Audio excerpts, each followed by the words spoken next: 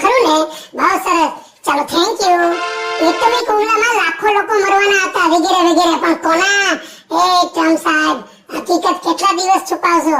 Operation સિંદૂરના missile હુમલામાં Sargodha airbase પર તમારા 2 ફાઇટર F-16 લપેટમાં આવી ગયા ને.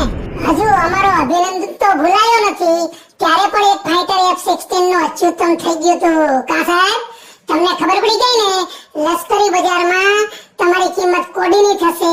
કદાચ સાઉદી અરબમાં લશ્કરી મોટા જથ્થાની ડીલ કેન્સલ થાય તો જગત જમાદારીનો ખિતાબ છીનવાઈ જાય. કા સાહેબ, તમે તો પાછા પાકા વેપારી, એટલે વોશિંગ્ટનમાંથી ને સીઝ ફાયરની જાહેરાત કરી. ખરેખર અમારો દેશ બહુ સ્તબ્ધ થઈ ગયો હતો.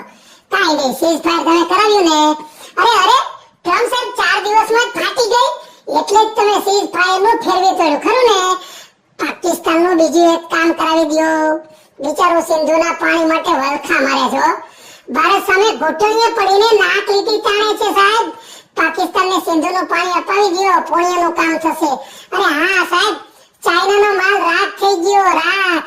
એટલે પૂર્વીય રાજ્યોમાં સી જિનપિંગ સાહેબ પણ ધ્યાન ભટકાવવા કાંઈક ગતકડા કરવાના છો, એ અમને ખબર છે.